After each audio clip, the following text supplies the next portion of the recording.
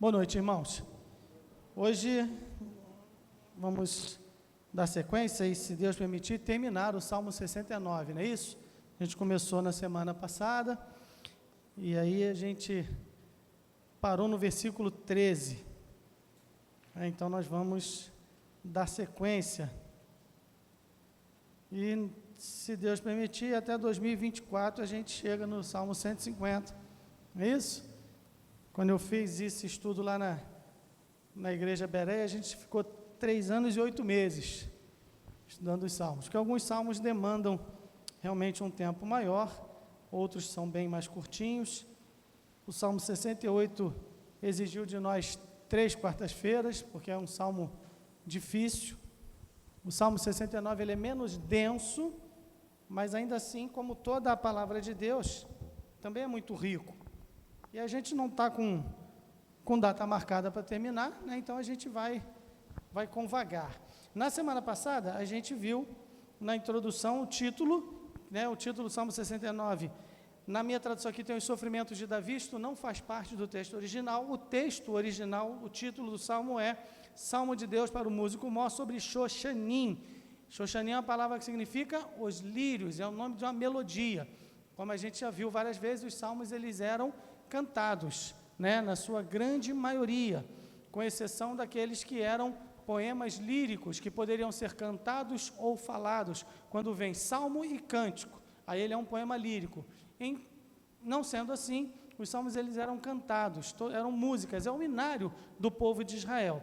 E Xoshanim é o nome de uma música, significa o lírio. Pastor, os lírios, pastor, exatamente o que quer dizer o nome dessa música? Eu digo para você em 2 palavras: não sei. Não há como a gente afirmar, é o nome da melodia. E as melodias, elas têm nomes, como a gente já viu isso aqui algumas vezes, mesmo melodias atuais, principalmente na música clássica, não é isso, Gilson?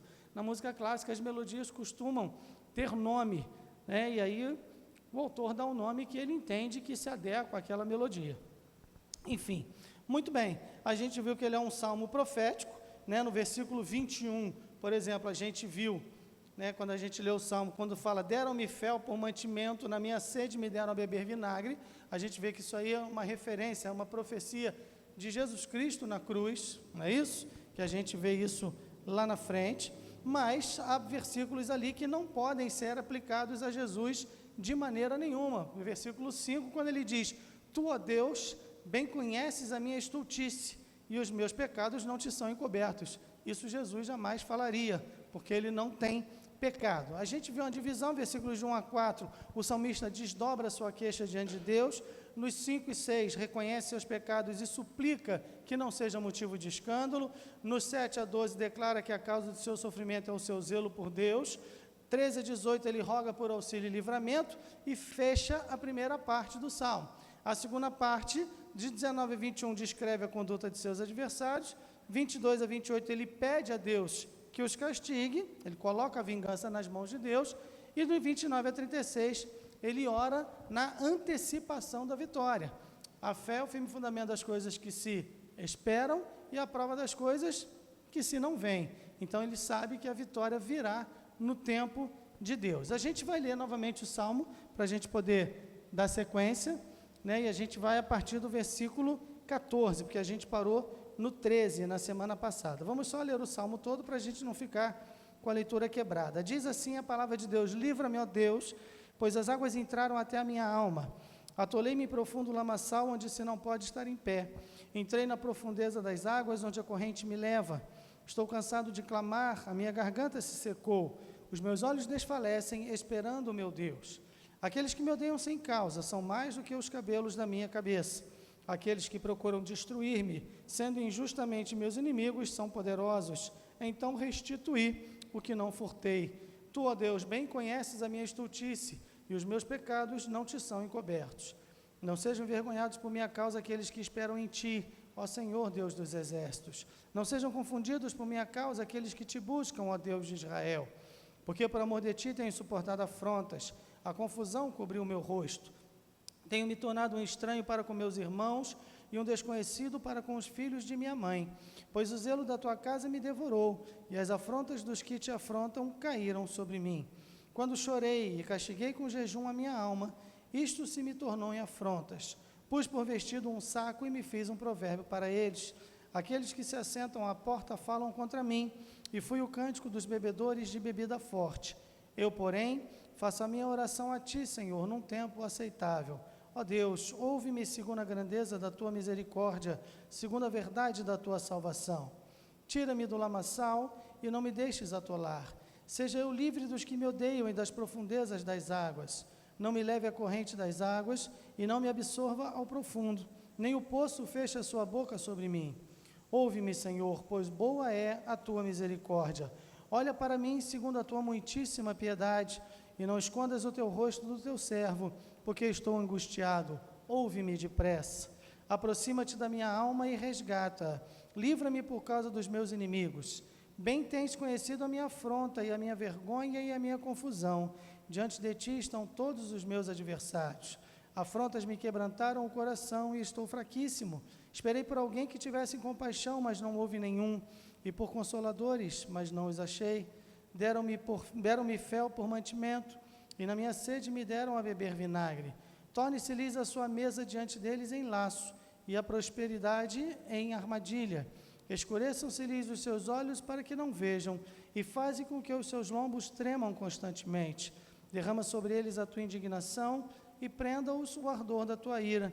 Fique desolado o seu palácio e não haja quem habite nas suas tendas, pois perseguem aquele a quem feriste e conversam sobre a dor daqueles a quem chagaste. Acrescenta a iniquidade deles e não entrem na tua justiça. Sejam riscados do livro dos vivos e não sejam inscritos com os justos. Eu, porém, sou pobre e estou triste. Ponha-me a tua salvação, ó Deus, num alto retiro. Louvarei o nome de Deus com um cântico e engrandecê-lo-ei com ação de graças. Isto será mais agradável ao Senhor do que boi ou bezerro que tem chifres e unhas. Os mansos verão isto e se agradarão. O vosso coração viverá, pois que buscais a Deus. Porque o Senhor ouve os necessitados e não despreza os seus cativos. Louvem-no os céus e a terra, os mares e tudo quanto neles se move, porque Deus salvará Sião e edificará as cidades de Judá, para que habitem ali e a possuam, e herdá-la a semente de seus servos, e os que amam o seu nome habitarão nela. Até aqui a palavra de Deus. Então a gente já viu que o Salmo ele fala de coisas relacionadas a Davi, no seu contexto, na sua época, e fala de coisas proféticas. Todos os profetas, Davi, ele tem também o dom profético, conquanto ele não seja um profeta na acepção clássica da palavra, né? A gente tem os livros dos profetas, que eram essencialmente profetas, mas Davi, ele é também profeta. Estevão, no capítulo 7 do livro de Atos, no seu discurso, ele fala isso. Davi, sendo profeta, Davi tem este dom da profecia, né? Então ele também tem esses insights, essas visões, essas revelações, mas independente de ser um profeta à moda clássica, como a gente conhece, os profetas maiores e menores, ou aqueles profetas que são citados no livro dos reis, no livro das crônicas, no livro de Samuel, Micaías, filho de Imlá, Cefatias, né, Azarias, homens que foram usados em algum momento para trazer uma palavra profética, conquanto não tenham deixado nada escrito. Elias, Eliseu também, eles não deixaram nada escrito, mas eram profetas no sentido clássico. Embora Davi não seja assim, há uma semelhança entre eles. Qual é? Todos os profetas, eles falavam de coisas a respeito das quais muitas vezes eles não tinham total compreensão. O apóstolo Pedro fala isso, que eles falavam para o povo, né, para pessoas que viriam e queriam compreender depois. A revelação de Deus, ou a autorrevelação de Deus, ela é progressiva ao longo da Bíblia. É isso? Deus se revela, Deus cria o mundo, cria o homem é criado perfeito, depois ele peca, ele se afasta de Deus, e ele vai se afastando cada vez mais. Deus destrói a terra no dilúvio, aí depois a família de Noé povoa novamente a terra, os povos são formados outra vez. Quando chega no período de Abrão, lá no capítulo 12 de Gênesis, já não há mais conhecimento de Deus na terra.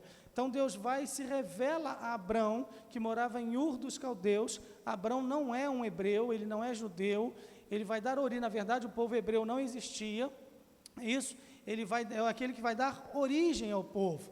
O povo hebreu, na verdade, é chamado de povo hebreu porque vem de Abraão, porque lá diz Abraão o hebreu. Esta palavra hebreu é uma palavra que é muito discutida pelos teólogos, pelos hebraístas, porque pode ser uma palavra que venha por causa de Éber, lá da genealogia, aquela que você não gosta de ler. Na genealogia, Éber ele é fundamental, porque a partir dele vem a linhagem que vai chegar até Abrão. Então, os que vêm de Éber são hebreus. Esta é uma hipótese. Ou uma outra hipótese também muito comentada, é que na época do período da escravidão no Egito, quando o povo estava lá durante 430 anos, os egípcios chamavam o povo de Israel de Abiru. Abiru significa cobertos de lama, porque era o povo que carregava, construiu as cidades armazéns, Pitom, Ramsés, eram escravos e trabalhavam na lama. Então, Abiru seria isso. E daí, por uma corruptela, uma modificação que as palavras sofrem ao longo do tempo, veio o termo hebreu. Mas, pastor, se é na época do Egito, por que Abrão é chamado de hebreu? Porque o livro foi escrito depois desta época. Então, ele é chamado de hebreu, porque ele é aquele que dá origem ao povo hebreu. São as duas opções. Isso, na verdade, não é o mais importante. O importante é que Deus se revela a Abrão. Abrão creu em Deus, e diz a Bíblia que isto lhe foi imputado por justiça, e Deus vem, ao longo do tempo, ao longo da história bíblica, se revelando cada vez mais. A revelação plena vem em Cristo Jesus, né? Paulo diz aos Colossenses, ele é a imagem plena, nele habita corporalmente a plenitude da divindade, tudo aquilo que Deus é, Jesus é. Jesus tem todas as características, todos os atributos divinos. Ele é Deus feito homem.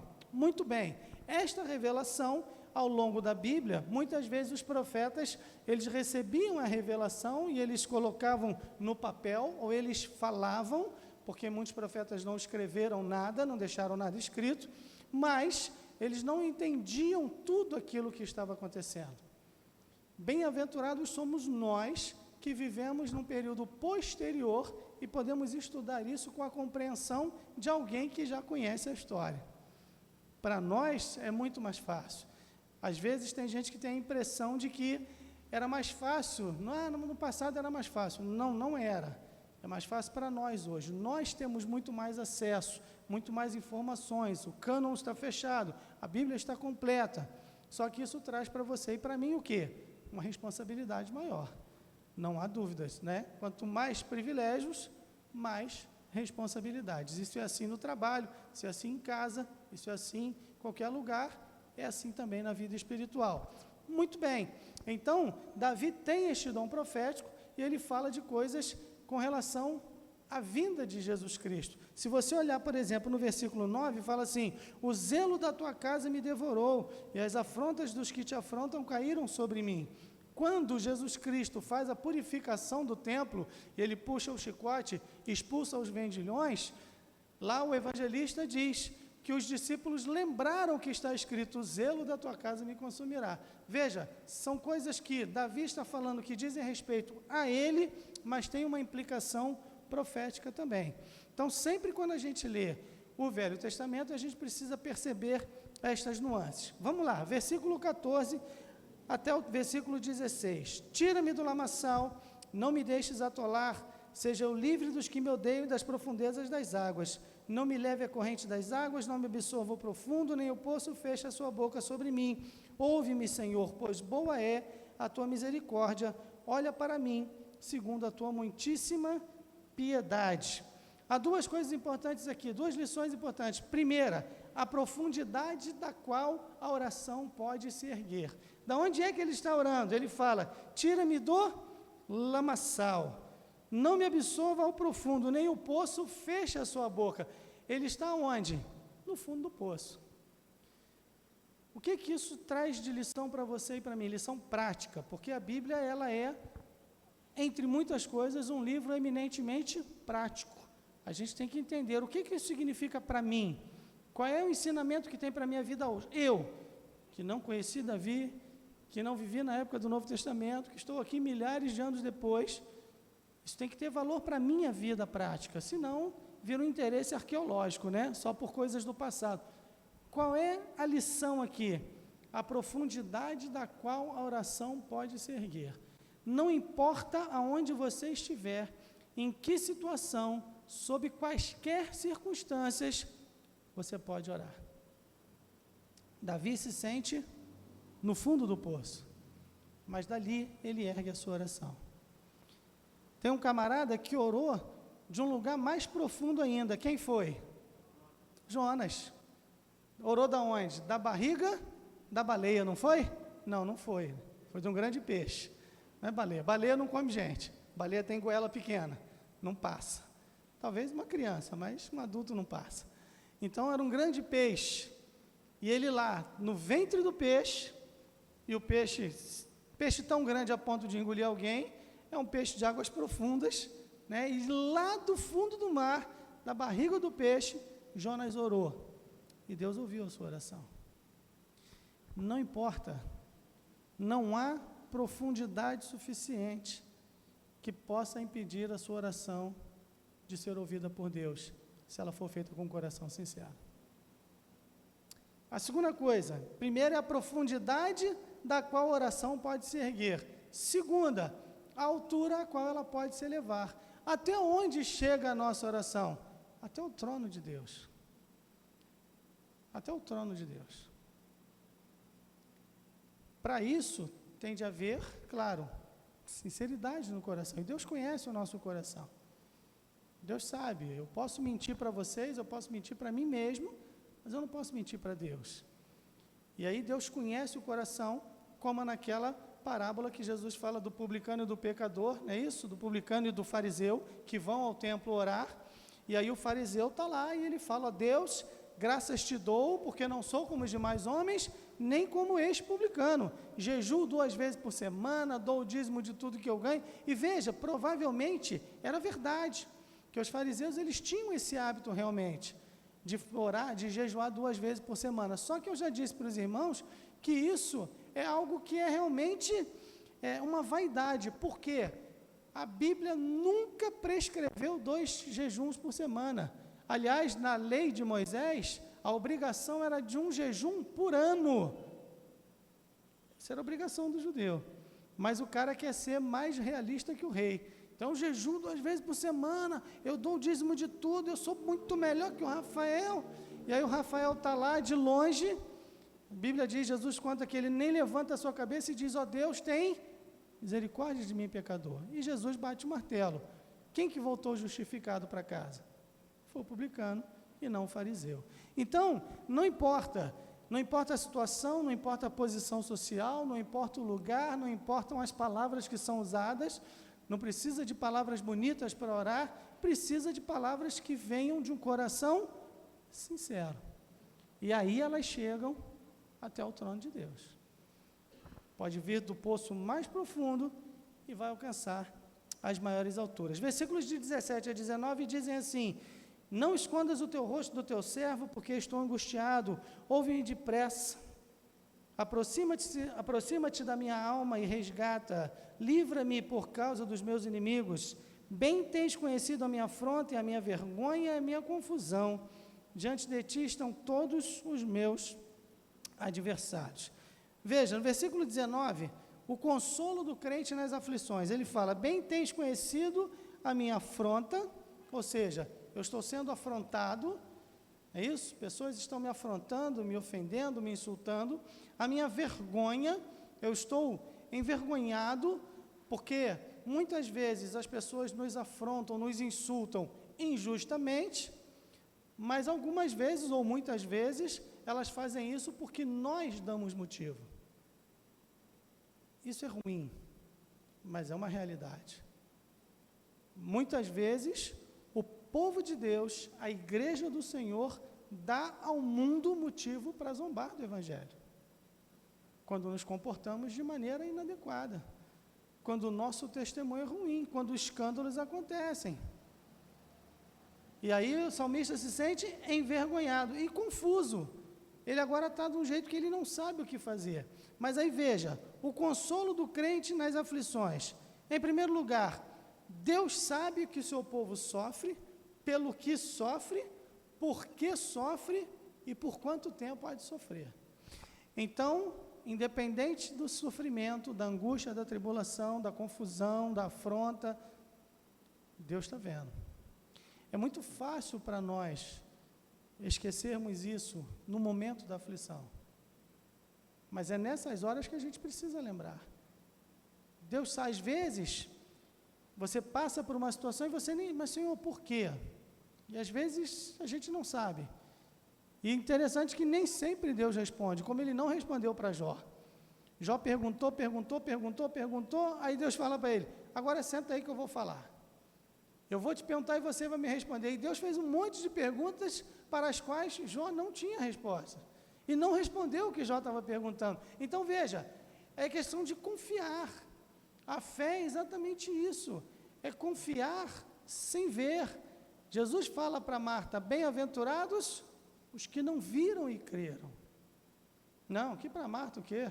Ele fala isso para Tomé, porque me viste e creste, bem-aventurados que não viram e creram. Para Marta ele fala, não te hei dito que se creres, verás a glória de Deus? Está misturando, Rafael, está me confundindo. Para Marta ele falou isso, para Tomé ele falou, bem-aventurados que não viram e creram.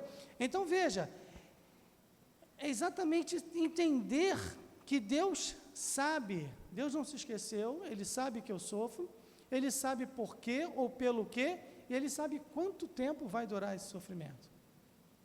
É confiar, é descansar. Salmo 46, 10 diz o quê? Exatamente isso. Aquietai-vos e sabei que eu sou Deus. Aquietai-vos. Descansa o coração. Isso é fácil? Não, não é. Ninguém disse que é. Se alguém disse, mentiu, porque não é fácil. Não é fácil para você, não é fácil para mim, não é fácil para nenhum de nós. Mas é necessário. Consolo do crente das aflições. Em segundo lugar, as aflições são permitidas por Ele. Nada acontece na nossa vida sem a permissão de Deus. Nada. Mas, pastor, o que está acontecendo na minha vida é uma tragédia muito grande. Ok, mas é porque Deus permitiu. Não existe esse negócio de Deus falando, não era para ter acontecido isso com Cineres, me distrair. Não existe isso. Se aconteceu é porque Deus permitiu. Eu posso não entender, eu posso não gostar, na maioria das vezes eu não gosto mesmo, mas Deus permitiu. E aí eu preciso procurar entender qual é o propósito de Deus nisso tudo. O que eu posso aprender com o sofrimento? Em terceiro lugar, exatamente isso, o sofrimento do crente tem propósitos estabelecidos por Deus. E eu preciso procurar entender esses propósitos. Em quarto lugar, quando os propósitos que Deus tem com o meu sofrimento forem atingidos, quando Deus cumprir o seu propósito, o sofrimento acaba. O sofrimento não dura um segundo a mais do que o tempo que Deus determinou para ele. O grande problema é que nós somos impacientes. Nós somos impacientes. Você não gosta de sofrer, nem eu. Né? Eu gosto de vida mansa. Eu gosto de tranquilidade. Eu gosto de leitinho quente, de tarde. Que a minha esposa, quando eu voltei do hospital, todo dia tinha leitinho quente. Agora, acabou, não tem mais leitinho quente. Reclamei hoje, quero registrar o meu protesto. Não tem mais leitinho quente. Eu gosto de leitinho quente e leitinho gelado de manhã. Mas os sofrimentos acontecem na vida. No mundo tereis aflições. Jesus nunca disse, venha me seguir e você vai andar no mar de rosas. Não é assim. A gente sabe que não é, a experiência nos mostra isso. Mas nós, muitas vezes, nos impacientamos. Mas Deus, Ele não vai permitir que vá nem um segundo além do período que Ele mesmo estabeleceu. Em quinto lugar, com relação ao sofrimento ou aflição dos crentes, do povo de Deus, o julgamento dos adversários será realizado por Deus. Olha o versículo 19. Diante de ti estão todos os meus adversários. Deus está vendo. Deus conhece cada um deles. Se os seus adversários estão agindo injustamente com você, se eles estão agindo contra você, se eles estão prejudicando ou buscando prejudicar você, o Senhor está vendo. Minha é a vingança, diz o Senhor. Eu recompensarei. Não é? É esperar o tempo de Deus. Irmãos, eu não canso de repetir que esperar é um dos verbos mais antipáticos da nossa língua. Porque a gente não gosta de esperar. Ninguém gosta de esperar nada. Mas a Bíblia nos ensina que isso é uma necessidade, que nós temos que aprender isso todos os dias da nossa vida. Versículo 20. Há duas profecias messiânicas aqui. Olha que coisa interessante. Versículo 20 e versículo 21. Afrontas me quebrantaram o coração e estou fraquíssimo. Esperei por alguém que tivesse compaixão, mas não houve nenhum. E por consoladores, mas não os achei. Alguém aí abre em Mateus 26, 37. E depois o versículo 21 diz: deram-me fel por mantimento, e na minha sede me deram a beber vinagre. Alguém abre em Mateus 27, 34. Mateus 26, 37 e Mateus 27, 34. Versículo 20, afrontas me quebrantaram o coração, estou fraquíssimo, esperei por alguém que tivesse compaixão, mas não houve nenhum, por consoladores, mas não os achei. Mateus 26, 37 diz o quê?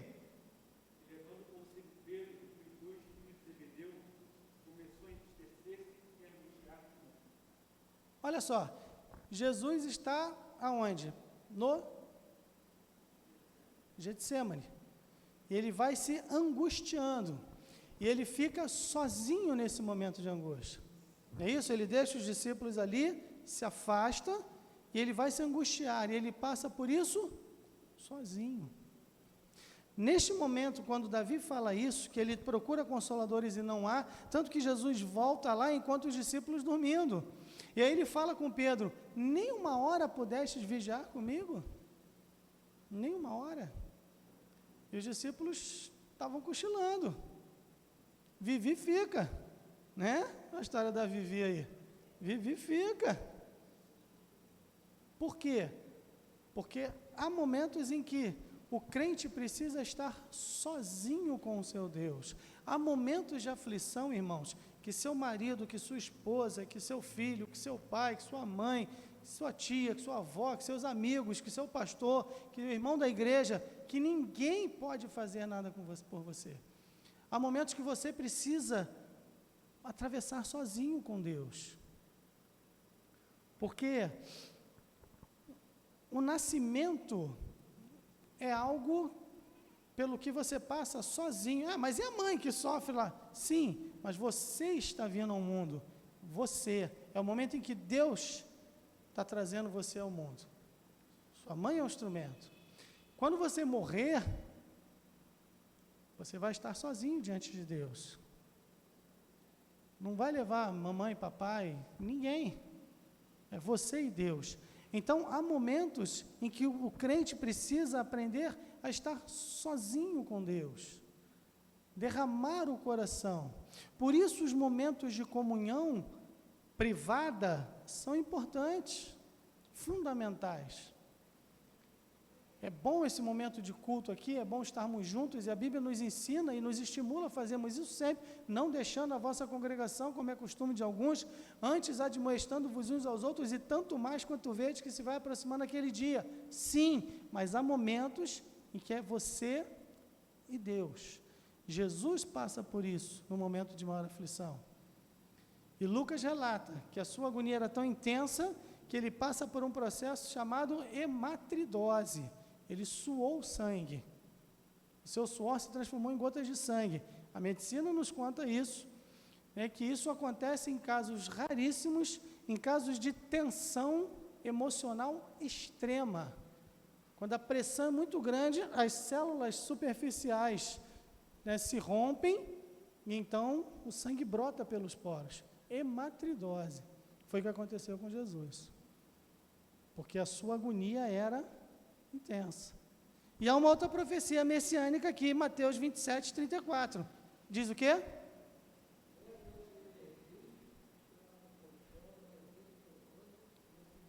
Deram-lhe vinho, vinagre, né? Vinagre é o quê? É vinho acre, vinagre, né? Vinho azedo. Deram-lhe vinagre misturado com fel. Está aqui, ó. Deram-me fel por mantimento. Na minha sede me deram a beber vinagre. Ok? Muito bem, falando de Cristo. Versículos 22 e 23. Torne-se-lhes a sua mesa diante deles em laço, e a prosperidade em armadilha. Escureçam-se-lhes os seus olhos para que não vejam, e fazem com que os seus lombos tremam constantemente. Aqui há uma profecia sobre o endurecimento de Israel, o que vai abrir a porta da salvação aos gentios. Abre sua Bíblia lá em Romanos, capítulo 9. Não, capítulo 11, versículos de 9 a 11. Romanos 11, de 9 a 11. Deixa esse aí no 23, no 22 e 23, e alguém lê lá, Romanos 11, de 9 a 11. E diz Davi, olha Paulo citando aí o Salmo.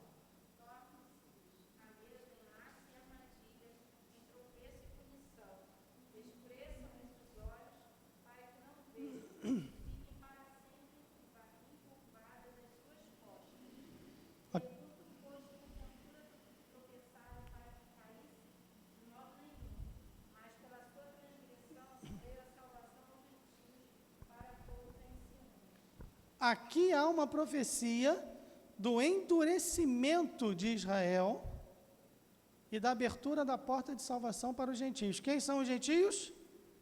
Nós. Quem não é judeu, gentios, são as gentes, né? As gentes, os gentios. Veja, Davi está mostrando aqui, está falando que os judeus não creriam. E aí João diz lá em João capítulo 1, veio para o que era seu e os seus não receberam. Mas a todos quantos o receberam, deu-lhes o poder de serem feitos filhos de Deus, a saber, aos que creem no seu nome. Ok? Então aqui, Paulo, ele está escrevendo para os romanos não eram judeus, eram gentios, e ele está falando, olha, pelo endurecimento dos judeus, pela incredulidade dos judeus, vocês estão tendo a oportunidade de salvação. Aproveitem a oportunidade, é o dia da graça que está sobre vocês. Por isso a Bíblia diz, se hoje ouvirdes a sua voz, não endureçais o vosso coração. Sensacional. Muito bem, versículos 24 e 25. Derrama sobre eles a tua indignação e prenda-os o ardor da tua ira. Fique desolado o seu palácio e não haja quem habite nas suas tendas. Isso aqui é uma outra profecia. Aplicada a quem? Aplicada a quem? Não vale olhar no rodapé, não. Aplicada a quem? Tá, não vale colar, coisa feia. Está pensando em falar Judas Iscariotes, não está? Fala Judas Iscariotes. Fala. Fala Judas Iscariotes. Fala Judas Iscariotes. É isso, sabia que você estava pensando. Judas Iscariotes, vamos lá. É uma profecia, está falando de Judas Iscariotes. Né? Exatamente isso. Pedro, lá no livro de Atos, né? Atos.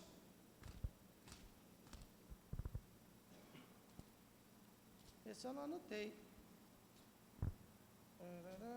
Dos discípulos. Isso. Minha Bíblia nem tem referência. Agora cola aí, Joel. Vê aí onde é que fala, que tem a referência que fala disso. Atos 1:20. Então lê lá. O que que diz lá? Porque no livro dos Salmos está escrito: fique deserta a sua habitação e não haja quem nela habite, e tome outro do seu bispado. Ou seja, tome outro seu bispado, né? A sua administração, as suas tendas, habite nas suas tendas. Outro assuma o seu lugar. Está falando de quem? De Judas Iscariotes, que traiu Jesus, e aí eles vão eleger um outro que é Matias, que é o apóstolo que fica no lugar de Judas Iscariotes. Muito bem. Versículos de 26 a 28 dizem assim: fique desolado do seu palácio, pois perseguem aquele a quem feriste e conversam sobre a dor daqueles a quem chagaste ou feriste. Acrescenta a iniquidade deles, e não entrem na tua justiça. Sejam riscados do livro dos vivos e não sejam escritos com os justos. Aí o que Davi está fazendo? Deixando o juízo nas mãos de Deus.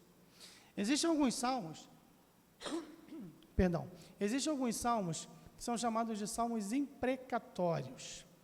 O que é imprecar? Imprecar é rogar uma maldição, rogar a praga, né? Amaldiçoar alguém, trazer uma imprecação. Estes salmos imprecatórios, tem muita gente que se perturba com eles. Aqui, este salmo não é um salmo imprecatório, mas nesse momento aqui, Davi está fazendo uma imprecação. O que ele está dizendo aqui? Olha lá. Acrescenta a iniquidade à iniquidade deles, não entrem na tua justiça, sejam riscados do livro dos vivos e não sejam inscritos com os justos. O que Davi está dizendo? Senhor, que o Senhor exerça a vingança. Porque Deus, ele é, entre outras coisas, entre tudo que ele é também justo. E se nós tomarmos a vingança nas nossas mãos, com certeza agiremos com injustiça. Então, deixe nas mãos do Senhor. Esses salmos imprecatórios, por exemplo, o Salmo 137, é um salmo difícil para muita gente. Quando ele fala assim, ó filha de Babilônia, bem-aventurados aquele que pegar os teus filhos e der com eles nas pedras. É uma imagem, você imaginar isso é um negócio... Mas quando a gente chegar lá, a gente fala disso. Acalma seu coração. Eu só estou dizendo o seguinte, sempre, ou num salmo imprecatório, ou em alguns trechos assim, o que o salmista faz é, Senhor, sê tu o meu juiz. Toma tu a vingança. A minha função com relação aos inimigos, aos que me perseguem, aos que me odeiam, aos que me fazem mal, a Bíblia fala a mesma coisa com relação a todos eles. Qual é a nossa função com relação a eles? Orar por eles, amar, abençoar, não é isso? Isso é o que nós temos que fazer. O juízo fica nas mãos do Senhor. Muito bem. Versículo 29, ele fala da salvação como um retiro. Eu, porém, sou pobre, estou triste. Ponha-me a tua salvação, ó Deus, num alto retiro. O que é retiro? É aquilo que a gente faz no carnaval, não é? Também. O que é um retiro de carnaval? Vamos lá. Para a gente jogar uma bola na piscina, comer, dormir tarde, dar dor de cabeça para o pastor, né? Vocês aí, eu sei. Não. O que é um retiro? Lugar separado. Mas no retiro espírita, quando a igreja faz um retiro, vai ter retiro no carnaval. A igreja vai para o retiro. Isso? Qual é o objetivo do retiro? Além desse que eu falei, que eu já ficaram animados lá. Qual é o objetivo, ou deveria ser o objetivo do retiro? O nome... Meditação. Carnaval é uma época em que, você vê que até simbolicamente vem lá o prefeito e entrega para o rei Momo, não é isso? A chave da cidade. Você já se perguntou o que é o rei Momo? O que representa aquela figura? É um gordão, agora não é mais. Né? Porque o pessoal falou aí na saúde e tal, agora rei Momo é magro e tal. Antes era, né? O concurso, quanto mais gordo, melhor, não é isso? O rei Momo tinha que ser gordo. Não sei porque que surgiu isso, mas surgiu. Mas o que é um Momo? Festa de Momo. O que é Momo? Isso, um de cada vez, não falem todos juntos, não. O que é Momo? Momo é mamon. Mamon. Não podeis servir a Deus e a mamon, as riquezas. Riquezas, Jesus fala isso. Riquezas, o amor pela carne, o amor pelos atrativos do mundo. Aí o prefeito vai, né, naquela cerimônia de carnaval, e oficialmente entrega o controle da cidade para quem? Para mamon. É a perversão. Carnaval é tudo isso aí que vocês sabem, que a gente vê na televisão, que a gente ouve depois, que a gente sabe o que acontece. Aí qual é a ideia do retiro? Você se afasta, medita, ora, fortalece a sua fé e retorna. Mas, pastor, a igreja não tem que avançar? Sim, mas para avançar a igreja precisa de um momento, também dos seus momentos de refrigério. Não é que tem que ter retiro, se não tiver retiro é pecado, não é isso. Mas a ideia do retiro é essa. E depois que você faz isso tudo, aí dá trabalho para o pastor. Também, eu sei, estou vendo vocês. Mas vejam, o que acontece? A ideia é essa. Aí ele fala aqui, eu, porém, sou pobre, estou triste. Ponha-me a tua salvação, ó Deus, num alto retiro. Aí o Roberto falou, o que é retiro, Roberto, você falou? Lugar separado. Você separa, né? E aí, separado é sinônimo de quê? Uma palavra bem, santo, não é isso? Santificação não é separação? O retiro de carnaval é, ou deveria ser, um momento em que buscamos a santificação. Tudo vai se entrelaçando. Muito bem, o tempo está acabando, vamos lá, versículos 30 e 31, eles dizem assim, louvarei o nome de Deus com um cântico, engrandecê-lo-ei com ação de graças, isto será mais agradável ao Senhor do que boi ou bezerro que tem chifres e unhas. Duas coisas aqui importantes, o livramento do povo de Deus o enche de louvor e ação de graças. O fato de Deus nos livrar, nos guardar, ter salvado cada um de nós, isso deve ser motivo de gratidão. Segundo, Deus fica mais feliz com isso do que com quaisquer ofertas. Gratidão é algo que nós precisamos exercitar. Ingratidão é coisa muito feia, é feio para quem faz e é triste para quem sofre, né? Ingratidão. Ingratidão fere. E aí, quando a gente pensa na enormidade do que Deus fez e faz por nós, a nossa ingratidão se torna ainda mais feia e mais ofensiva a Deus. Então, Deus fica feliz com a gratidão do seu povo. Ações de graças, né? Louvor, gratidão. Versículo 32, ele diz assim, os mansos verão isto e se agradarão, vosso coração viverá, pois que buscais a Deus. Duas coisas também, a alegria do coração do crente está na alegria dos outros crentes. Alegrai-vos com os que se alegram, olha lá, os mansos verão isto e se agradarão. É isso? Alegrar-se com os que se alegram. Segunda coisa, a vida do coração do crente está em Deus proporcionalmente à sua comunhão. A alegria do coração do crente está na alegria do outro crente. A vida do coração do crente está em quem? Em Deus, na proporção da sua comunhão. Vosso coração viverá, pois que buscais a Deus. Na proporção da nossa comunhão, aumenta a nossa vitalidade espiritual. Crente que não tem comunhão com Deus, que não ora, que não medita na palavra, que não busca, é crente fraco, né? Abatido, crente anêmico, crente debilitado. A vitalidade espiritual vem da comunhão com o Senhor. Versículo 33, ele vai dizer, porque o Senhor ouve os necessitados e não despreza os seus cativos. O que somos em nossa estima? Necessitados e cativos. O que somos na estima de Deus? Ouvidos e não desprezados. Nós temos que entender, sim, somos necessitados, cativos, mas para Deus nós não somos desprezados. Deus nos ouve, Deus nos dá ouvidos. O Salmo 42, o Salmo 40 diz, esperei com paciência no Senhor, e Ele se inclinou para mim e ouviu o meu clamor, né?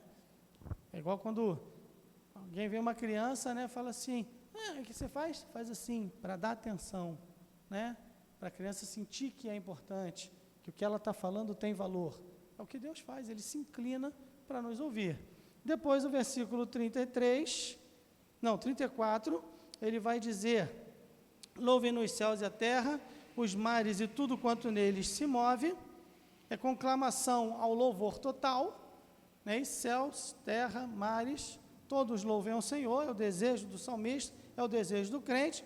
E os versículos 35 e 36, eles dizem, porque Deus salvará Sião, edificará as cidades de Judá, para que habitem ali e a possuam, e herdá-la a semente de seus servos, e os que amam o seu nome habitarão nela. Veja, ele conclama todos a louvar ao Senhor, e ele antevê pela fé o que Deus fará. Salvação, está lá, ó, porque Deus salvará a Sião. Edificação, ele edificará as cidades de Judá. Habitação, para que habitem ali. Possessão, e a possuam. Plenitude, herdá-la a semente de seus servos, os que amam seu nome habitarão nela. Isso tem a ver com eternidade. Salvação, edificação, habitação, possessão, plenitude, eternidade. Davi é um homem segundo o coração de Deus, porque, entre outras características que ele tem, ele é um homem que tem a visão da eternidade. Ele tem o coração na eternidade e não nas coisas deste mundo.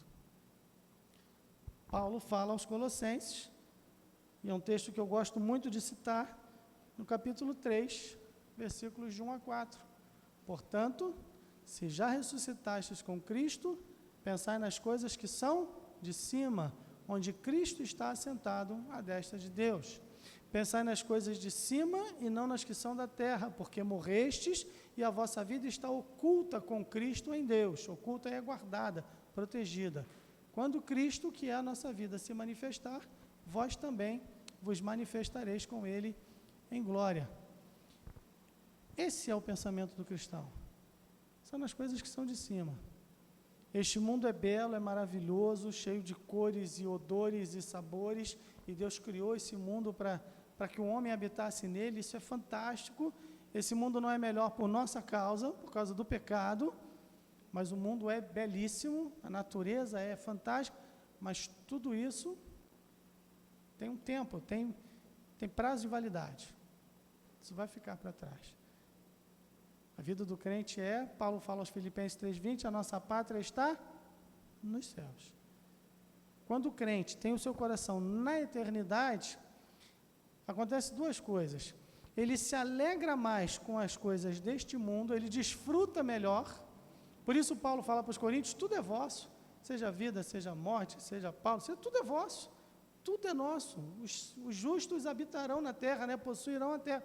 Tudo é nosso, porque a gente sabe desfrutar do mundo, mas ao mesmo tempo em que a gente desfruta do mundo, a gente não se apega ao mundo, porque a gente sabe que isso vai passar. E é isso que Davi está falando.